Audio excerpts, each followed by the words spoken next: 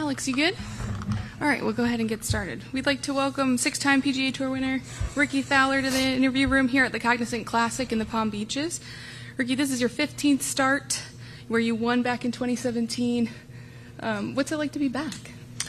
Well, it's nice because I'm in my own bed and staying at home, so this is always a nice, easy week. I was able to play the course last week. We had an outing for our TGL team with Team New York, and so decided to stay and just play all 18, counted as my practice round. And like I said, easy being at home. Show up this morning and spent the last couple of days, prepping offsite or other obligations. And so, like I said, it's always nice being at home. I've always enjoyed this event. Great golf course. I've had success here, so it's all around great week. And you're making your 350th PGA Tour start this week. Yeah, I'm getting older. Fifth start of the season. Can you just comment on where the state of your game heading into this week in the Florida swing? Game-wise, definitely trending and heading the right direction. Obviously, last year was, back to playing some poor golf or not necessarily taking advantage of some opportunities. Played poorly on the weekends and not a great start this year, but I feel like I've seen a lot of good things, and I know that at least trending. So that's a positive. Definitely like being back here at a place that I've had success and and healthy as well. After dealing with a little layup, a few days off there in Phoenix and trying to get back into the swing of things at Torrey. Awesome. With that, we'll open it up to questions. If you can just raise your hand, we'll get a microphone over to you. We'll start with Yanni. Lynn, Yanni, right in front of you, please. Thank you. Rick, you said last week your Monday was Jack's Pro-Am at Bears Club into TGL into this week. Now that you're sort of gone through the chaos of the last few days, has it been a bit of a whirlwind, or for someone as busy of a schedule as you have, sort of took it in stride? Yeah, in a way, kind of just normal or a little bit of a new normal, having playing at night on a Monday. It was nice having last week off, but that flew by pretty quickly. Getting back and getting adjusted. I know it's only a 3-hour time change, but having kids, it's it's not like they're sleeping in a whole lot, and getting our oldest back in school, and like I said, those 6-7 days go by very quickly, and it's always nice to be home, be in our own bed, and being able to go out in the pool in the afternoon with the little one and do more family stuff versus traveling on the road, hopping back and forth. So great to be here, and like I said, was able to kind of knock off a day last week with having an outing with our team and getting to play out here. That made for what would have yesterday have been a little bit more work out here as well, but I was able to go and just go play medalist and have a nice casual day. Pro-Am moved probably the fastest I've seen a Pro-Am move in a long time, so that was a big bonus for a Wednesday and resting up for tomorrow morning. Anything else, Yanni? Quick follow, yeah. Your buddy Jordan Spieth playing here for the first time. Are you? He said you were kind enough to offer your home to him if you wanted to stay there, and are you sort of laying out the hospitality for him, because he says he doesn't spend much time in South Florida, and the community here is excited to have him for the first time? Yeah, we had a nice tent ready for him, but he would have been all right out back. Between myself and JT, I know offered up as well, and I think he decided to stay a bit closer, just that he was here on his own. Obviously, he wasn't necessarily planning to play this week, so I know they had plans at home, so kids and wife back there, but it's great to have him here. I feel like with how he plays and stuff, I feel like this golf course, obviously he's a great player, he can play well anywhere, but I think he'll find it a fun challenge. I know he's been here a while back, but definitely good to have him here. Hopefully we'll be able to get him over to the house a few times. Our oldest is 3 days younger than his oldest, Sammy, and they're very close, so she'd be excited to see Jordan. We'll go to Brentley with Golf Channel next. You mentioned earlier that you're getting old. I think at our age, your perspectives change and all that. I'm curious, do you spend more time in reflection now than you may have done 5-10 years ago? And if so, what moment or moments in your career do you kind of look back on most fondly? Yeah, it is fun to look back because it doesn't feel like it's been that long, or 16 years on tour. Thinking back when unfortunately I got sick at WM Phoenix Open, but that was my 17th start there because they gave me a start as an AM. So I've played a lot of these places quite a few times. But yeah, it is fun to think back from first few years on tour to first win. Players is always a fun one. The top fives in all four majors. All the wins out here are special. Some guys make it look easier than others, but it's not an easy thing to do. So being able to remove yourself from current situation, and as a kid you just dreamed of playing on tour and ultimately winning. So to have done that 6 times, as a kid you'd be stoked. In current position, you want that to be more. So you have to be able to look at it both ways. And then a follow-up, are you past the point to where, the things that aren't on your resume kind of gnaw at you, where you've learned to kind of be more at peace with whatever happens the next 10, 15, 20 years from now in your career? Yeah, like I kind of mentioned, you always want more. But at the same time, you have to have the perspective and be able to look back as a kid, what we get to do and what I've done is pretty cool. But in the current situation, you want more. So, yeah, I still obviously love to play. Off weeks, I'm still playing a bunch, whether it's for fun or working towards getting back out on the road. And there's no better feeling than being in contention, having a chance to win, and then when you ultimately do end up the last guy standing and holding that trophy. So, the plan is to add some more to the win column, and I wouldn't mind getting one of the big ones. But at this point, I got to work on getting myself a tee time in the majors before I start thinking about that. Go to Channel 12 next. Hey, Rickie, I was just wondering, with all the TGL you've been playing, I know early on that the players seem to be kind of hitting the stride and getting used to the indoor thing with the big screen and all that stuff. Does it kind of work the other way as well, where you're in there, for how many matches you've played now, and when you come and play outdoor golf at a normal, that you're kind of adjusting your game a little bit the other way?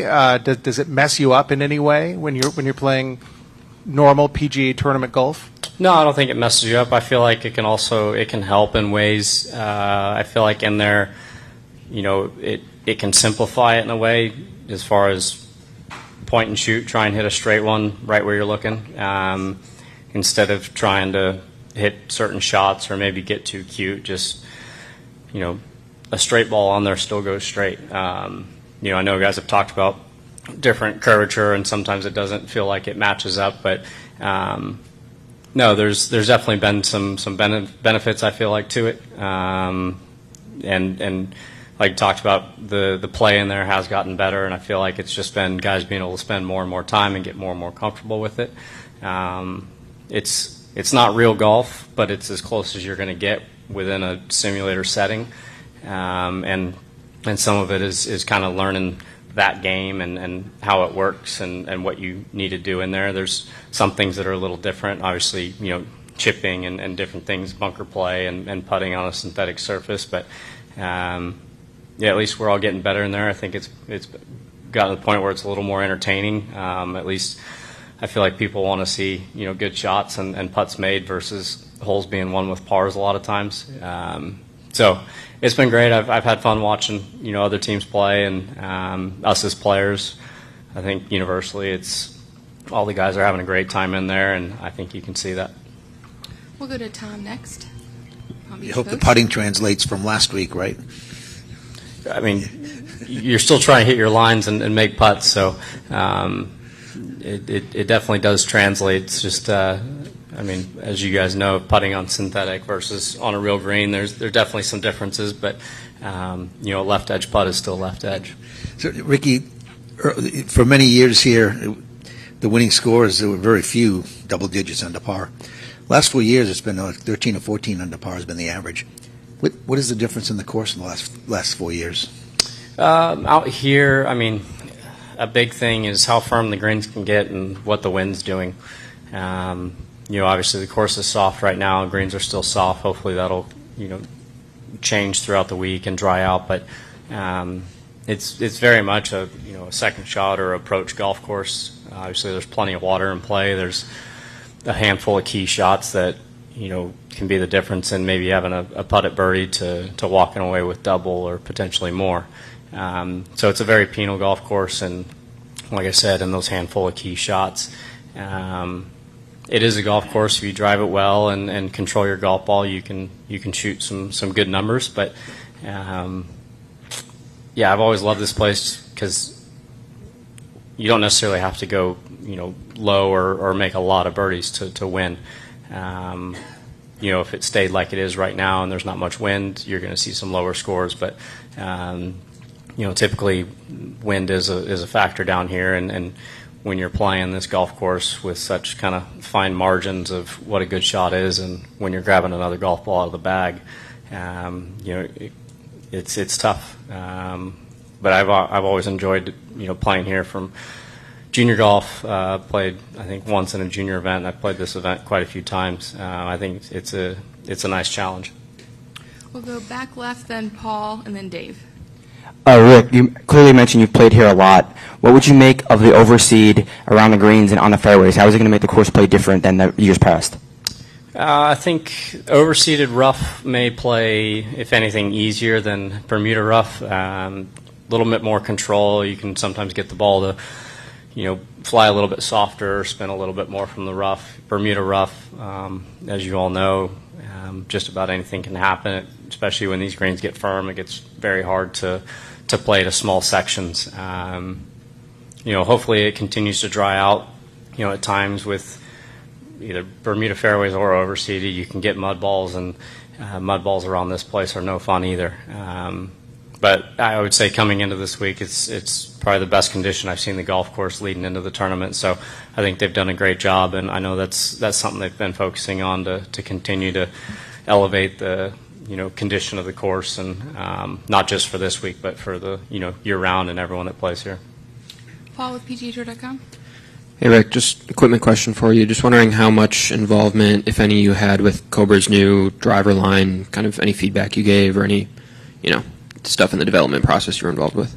Yeah, I'm usually pretty involved. I enjoy the testing and giving feedback, and I feel like I'm pretty good at giving kind of unbiased opinions as well as my personal opinions and what I feel or see. So yeah, I typically start anywhere from a year to year and a half out. Typically hitting prototype heads, probably about 6 months before we get them. So I think it's over the last, I would say with this line, it's probably been the earliest I've had access to that and being able to give feedback, and that's something that makes it easier for me and other players to work into new equipment. It can be tough when all of a sudden come late fall, it's like, here's the new driver, hopefully it's in the bag in January. So to be involved with that process, it's something I enjoy, not just with drivers but other equipment as well, with new irons, fairway woods, different things like that. So I know there's other players out there that don't like doing much testing or things like that. It's something I'm kind of a club geek as well, and it's fun. Like I said, I enjoy it. So I've seen our driver for next year already, and that's something that I would say probably have something hittable for me. Probably only in a couple to a few months, and start giving feedback and working on that stuff. And just one random other one about the hosel, like how adjustable it can be. Just wondering if that's helped in your fitting process at all, getting into this specific driver. Yeah, definitely. Now we have 33 different settings, and going from kind of being limited in what you can do loft and lie independently, now being able to have obviously a lot more options. I can't remember exactly where we're at, if it was 7-ish or something like that, but I think the biggest thing is being able to do loft and lie independently, like I mentioned. And I was in a little bit of a slightly upright setting starting the year. I've gone quite a bit flatter, and having the ability to do that it's great on driver, but also when you start going into, 3-wood, we also have a, 2-wood or 3-wood plus small driver. I think it's big, and it's not like you're using all 33 settings. Typically, you're living in some sort of quadrant, but it opens up just a lot more possibilities and stuff that you can test and see how it reacts to you. Time for a few more. We'll go to Dave with Golf Week next, and then Brentley. So sort of piggybacking off of a little bit of the core stuff, you're going from the California swing now being finished to the Florida swing here. You being from California, this is now home. How long did it take you to sort of get used to the grasses and the different challenges that these kind of golf courses can present as far as like dealing with Bermuda, dealing with rough? And can you sort of explain how that would work to people who maybe have never come down here? What are you trying to adjust to? What makes it as challenging as it is? Yeah, I would say, luckily for me, I obviously got better and learned a bit more once I was living down here. But growing up, played a lot out in Palm Springs, and we get a lot of Bermuda out there.